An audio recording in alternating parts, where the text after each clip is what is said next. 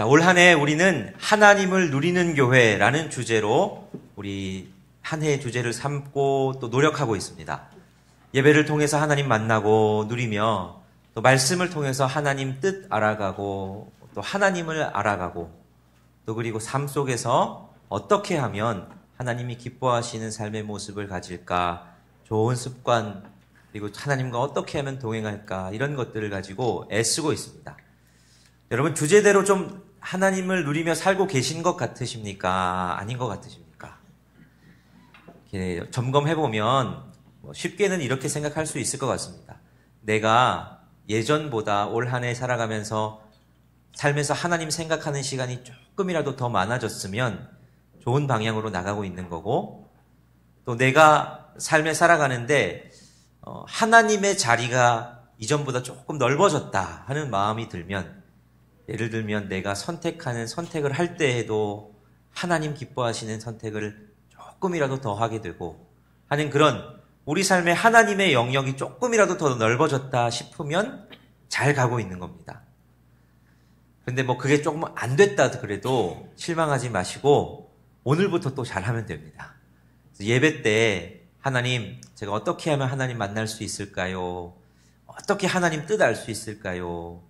또 이번 주 주신 말씀과 예배 때 주신 그 은혜 가지고 어떻게 한 주를 또 살 수 있을까요? 집중하며 노력하시는 저와 여러분 되셨으면 좋겠습니다.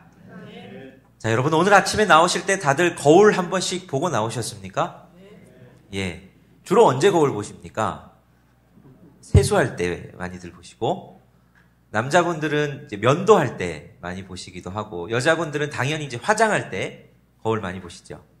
그리고 이제 옷 다 입고 옷 매무새 괜찮나 한번 이렇게 점검할 때 우리 거울을 많이 봅니다. 이제 거울은 그런 거죠. 우리의 외관에 대해서 내가 뭔가 잘못된 거 없나, 어디 묻은 거, 어디 조금 삐뚤어진 거, 이런 거 없나, 헝클어진 거 없나, 이런 걸 체크하는, 자기를 점검하는 수단입니다. 여러분은 하루에 몇 번이나 거울 보시는 것 같으십니까? 많이 보시는 것 같습니까? 몇 번 안 보시는 것 같습니까? 이게 남녀 차도 좀 있는 것 같고 사람 차도 좀 있는 것 같은데, 확실한 건 거울을 많이 보는 사람이 아무래도 외관을 조금 깔끔하게 더 유지할 수 있다 하는 건 확실한 것 같습니다. 많이 보고 내가 뭔가 잘못된 것, 헝클어진 거 없나, 밥 먹고 묻은 거 없나, 머리가 헝클어지진 않았나, 이런 여러 가지를 우리가 함께 점검할 수 있죠. 거울은 그렇게 우리 외관에 대해서 점검하는 역할을 해줍니다. 우리는 스스로를 볼 수 없기 때문이죠. 내가 내 모습에 대해서 스스로 전체적으로 볼 수가 없기 때문에 거울의 도움을 받습니다. 자, 그런데 우리의 외관뿐만 아니라 우리의 내면도 그런 점검이 필요합니다. 내 마음이 지금 괜찮나? 내 영혼이 지금 괜찮나? 내 내면이 지금 잘 가고 있나? 혹시 때가 타진 않았나? 혹시 어디 상처가 나진 않았나? 혹시 뭔가 다 흐트러져 있진 않은가? 이런 내면을 점검하는 것도 필요하다는 거죠. 생각보다 우리가 우리 속마음을 우리가 잘 안다고 생각하는데 잘 모를 때가 많습니다. 그래서 다른 사람이 이야기해주면 그때서야 내가 조금 그런가 하고 생각하게 될 때가 많죠. 그래서 우리는 우리의 내면을 깔끔하고 잘 정돈되고 헝클어지지 않고 깨끗하게 유지하기 위해서는 우리 내면도 계속해서 거울을 비춰봐야 됩니다. 내면을 비춰보는 거울이 다름 아니라 하나님의 말씀이죠. 오늘 본문도 예수님께서 그런 거울을 들이미시는 거다, 이렇게 생각하시면 이해가 쉬울 것 같습니다. 예수님이 오늘 자기가 살았던 그 시대, 그 세대에 대해서 평가하십니다. 자, 오늘 본문 말씀을 보면 11장 16절 상반절에 예수님께서 이렇게 말씀을 시작하시죠. 이 세대를 무엇으로 비유할까?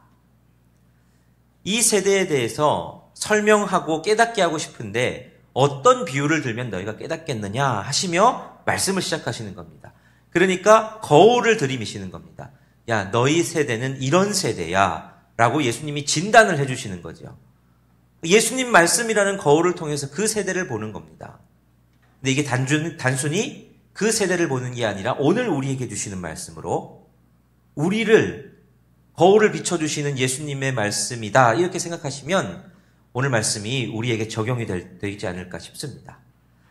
자, 먼저 첫 번째로 예수님이 그러면 이 세대를 어떻게 평가하시냐?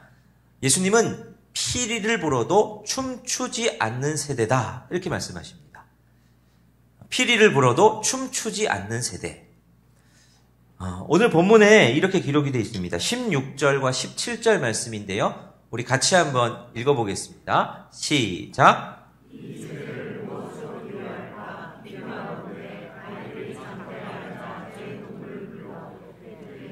우리가 너희를 향하여 피리를 불어도 너희가 춤추지 않고 우리가 슬피 울어도 너희가 가슴을 치지 아니하였다 함과 같도다. 자, 이게 무슨 말씀이냐? 한번 상상을 해보시면 됩니다. 아이들이 장터에서 놀고 있는 겁니다. 우리도 옛날에 시장에 가서 많이 놀았죠. 거기 재밌는 게 많으니까. 장터에서 놀고 있는데 아이들이 놀이를 합니다. 근데 어떤 아이가 피리를 봅니다. 그리고 어떤 아이는 막 슬퍼서 우는 신용을 합니다. 자, 지금 얘들이 뭐 하고 있는 거냐?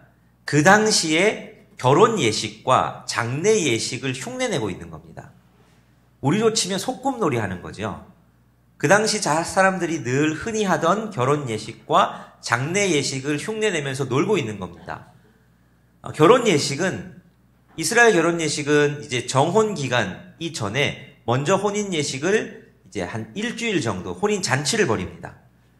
그 잔치를 벌일 때 우리가 가나의 혼인 잔치나 이런 것처럼 포도주도 마시고 막 흥겹게 보내지요. 거기 빠질 수 없는 게 음악입니다. 그래서 피리를 불면 모든 사람들이 나와서 같이 막 춤을 추는 게, 그러면서 막 즐기며 일주일을 보내는 게 결혼 예식 중에 이루어지는 문화였죠. 그러니까 당연히 피리를 불면 춤을 추어야 그 놀이가 되는 겁니다. 장례 예식은 어떻게 했냐? 장례 예식은 곡하는 사람들이 있었습니다. 우리도 옛날에 장례 예식 할 때 곡하는 사람들이 와서 곡해줬죠. 그래서 아이고 아이고 이렇게 선창해주는 사람들이 있었습니다. 그러면 그것 따라서 아이고 아이고 따라하기도 하고. 근데 이스라엘도 그랬던 거죠. 곡하는 사람들이 있어서 슬피 울며 곡을 하면 옆에서 가슴을 치면서 애통해 주는 거, 이게 장례 문화였습니다. 아이들이 지금 그 놀이 하는 겁니다. 결혼 예식 놀이하면서 피리를 봅니다. 근데 춤을 추어야 하는데 춤을 안 추는 겁니다. 피리를 불어도 춤을 안 추는 거죠. 장례 놀이를 하는데 아이고 아이고 슬퍼하고 울고 곡을 하는데 옆에서 아무도 가슴을 치거나 함께 슬퍼해 주질 않는 겁니다. 이렇게 되면 놀이가 안 됩니다. 놀이라는 게 그런 거 아닙니까? 우리 가위바위보를 해도 가위바위보 하면서 나는 무기든 찌든 내면 저쪽에서 뭔가를 내야 놀이가 되는 거죠. 근데 안 되고 가만히 지켜보면 놀이가 안 됩니다. 그건 함께 놀기 싫다는 얘기죠. 놀이하는 대상을 무시하는 행동입니다. 액션이 있으면 리액션이 있어야 뭔가 상호 소통이 되고 놀이가 되는 건데, 지금은 놀이를 다 망쳐버리는 그 모습이지요. 예수님이 그 모습을 그 당시 세대에 비유하는 겁니다. 너희는 피리를 불어도 춤추지 않는 세대야. 너희는 슬퍼해도 가슴을 치지 않는 세대야. 이렇게 말씀을 하시는 겁니다.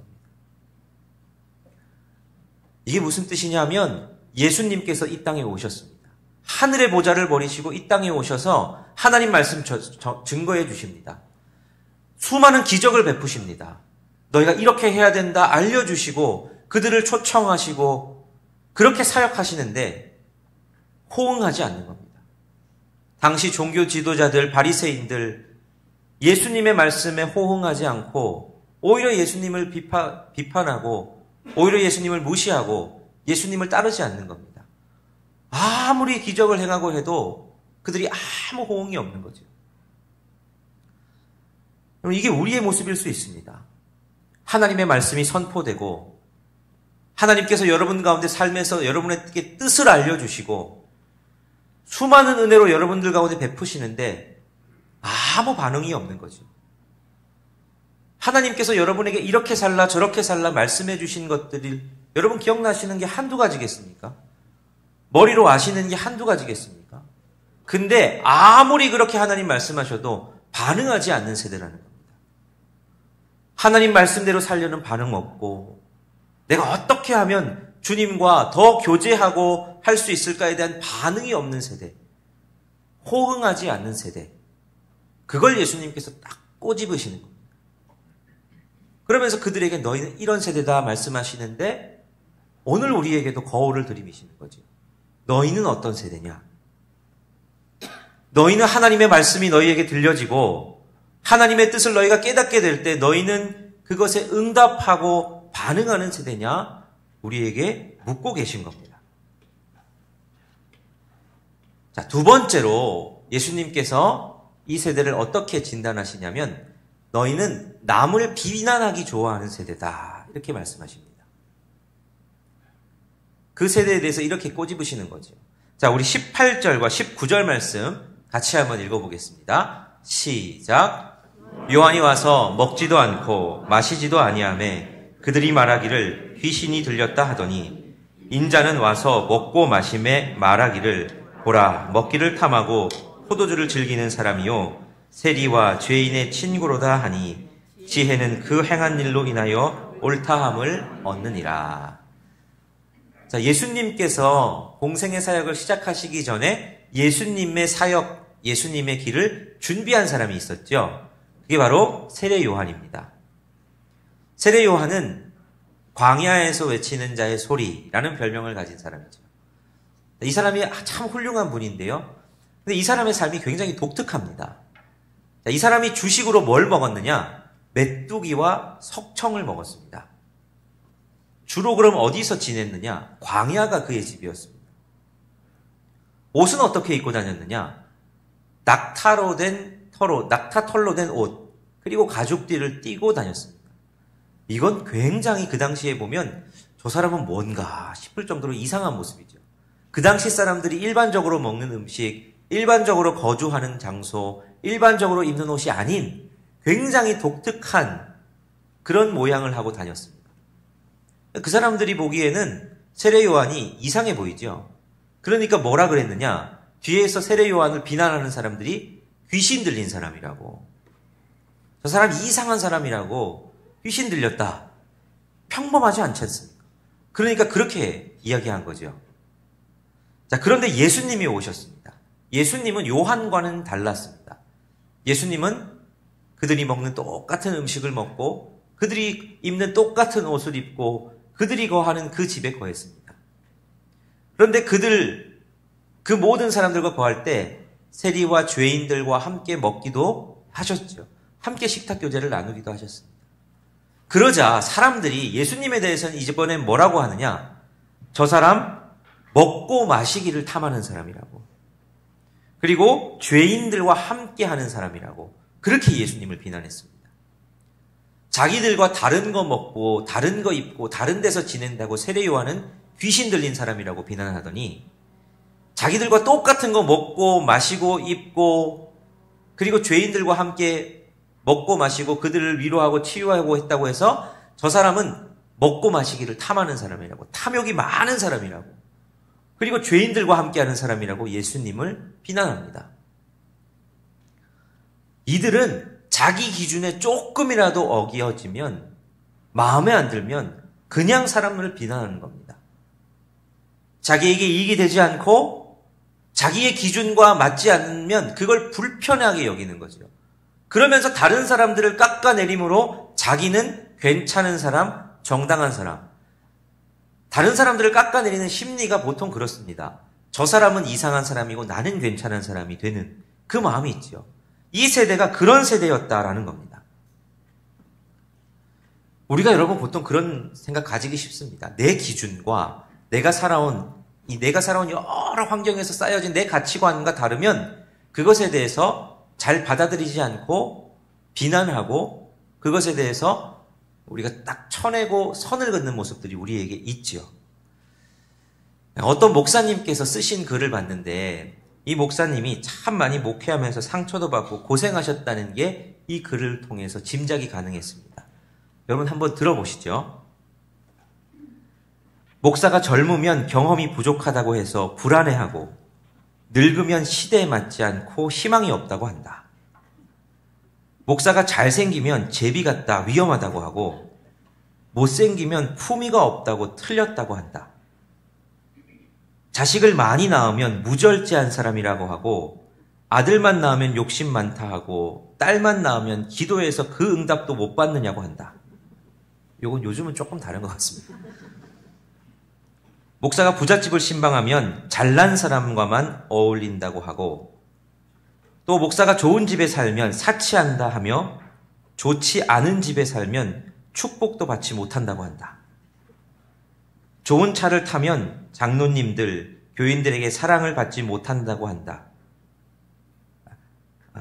죄송합니다. 좋은 차를 타면 어려운 사람 생각하지 않고 과소비한다고 하고 나쁜 차를 타면 장로님들, 교인들에게 사랑을 받지 못한다고 한다. 11조 설교하면 돈 밝힌다고 하고 안 하면 가르치지 않는 무책임한 목사라고 한다.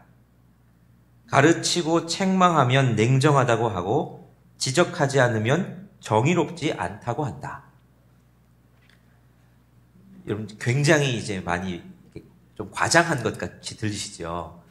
과장한 것 같이 들리면 여러분들이 그렇지 않은 사람이기 때문입니다. 근데 저는 이제 목사다 보니까 여러 목사님들 만날 기회가 많죠. 여러 소식들, 교회마다 여러 소식들을 듣는데 근데 이게 과장이 아닌 경우가 많습니다. 정말 이런 경우들이 있습니다.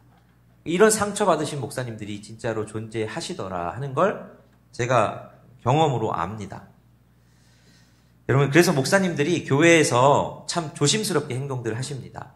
제가 취임했을 때, 취임식 할 때 제 은사하셨던 이제 정성진 목사님 오셔서 설교 때 그런 말씀하셨어요. 처음 부임한 목사는 3년 동안 주보 폰트도 바꾸면 안 된다고 그 얘기하셨는데 제가 부임하고 나서 주보 폰트를 바꿨습니다. 주보 디자인을 바꿨죠. 그것뿐만 아니라 제가 몇 가지 바꿨습니다. 오늘도 여러분 달라진 거 있는데 혹시 아시겠습니까?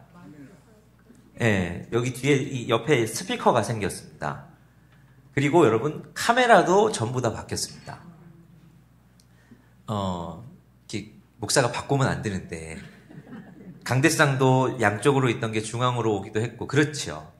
우리 성도님들이 사랑이 많으셔서 참 좋은 분들이셔서 그 바꾼 것에 대해서 오셔서 아우 너무 좋다고 칭찬들도 해주시고 잘 바꿨다고 해주시는데 여러분 그게 정말 잘 바꾼 것도 있을 수 있겠지만 우리 성도님들이 참 좋으셔서 그런 것 같습니다. 그래서 저는 행복한 목사인데 이런 말 안 들어도 돼서 행복한데 항상 그걸 생각합니다. 모든 사람들이 다 그런데요. 내게 와서 좋은 말 해주는 사람은 여러분 그거 좋은 말 해주기 때문에 가서 쉽게 말할 수 있습니다. 근데 그걸 불편하게 느끼는 사람은 굳이 찾아와서 말하지 않으십니다. 그래서 늘 생각하죠. 내게 말씀은 안 해주시지만 조금 그런 걸 불편해 하시는 분도 계시겠지라는 걸 은연중에 생각하면서 목회하려고 합니다. 근데 감사한 건 그걸 와서 막 불편하고 비난하고 뒤에서 이렇게 여러 가지 뒷얘기하고 이런 분들 없이 우리 교회는 정말 그런 분들 없이 목사님 저를 많이 사랑해 주셔서 제가 참 행복하게 목회합니다. 근데 여러분 우리가 서로에 대해서도 그런 마음들이 있어야 되지 않을까? 우리는 스스로 세워진 기준과 다른 것에 대해서 불편해하고 내 생각과 다르면 비난하고 뒷말하기를 좋아하는 마음의 습성들이 있습니다. 그것에 대해서 예수님이 거울을 탁 들이미면서 말씀하시는 거죠. 네 마음을 한번 봐라. 너는 지금 어떻게 하고 있냐? 너 남을 비난하기 좋아하는 말과 그런 것들로 네 삶을 채우고 있는 것은 아니냐? 주님 오늘 그걸 우리에게 거울로 들여보라 하시는 거죠. 자, 마지막 세 번째로 예수님은 이 세대에 대해서 뭐라고 평가하시느냐? 회개하지 않는 세대다. 이렇게 평가하십니다. 자, 21절 말씀 같이 한번 읽어보겠습니다. 시작. 화 있을진저 고라시나 화 있을진저 벳세다야 너희에게 행한 모든 권능을 두로와 시돈에서 행하였더라면 그들이 벌써 베옷을 입고 제에 앉아 회개하였으리라. 자, 고라시는 이스라엘이 있으면 갈릴리, 북쪽에 갈릴리가 있죠. 갈릴리 호수에서 한 3km 떨어진 마을이 고라신이라는 마을입니다. 그리고 벳세다는 어디냐? 갈릴리 호수가 있으면 갈릴리 호수의 접해 있는 마을입니다. 어촌 마을이죠. 벳세다는 갈릴리 호수 동북쪽에 있는 마을입니다. 자, 그런데 오늘 본문에서도 설명하지만 이 도시는 예수님께서 기적과 이적을 정말 많이 행하셨던, 예수님이 많이 사역하셨던 지역입니다. 예수님이 예루살렘에서도 사역하셨지만 50% 이상을 갈릴리 지역에서 사역하십니다. 그러니까 거기서 정말 성경에 기록되지 않은 더 수많은 이적도 행하시고 많은 말씀을 전파하셨죠.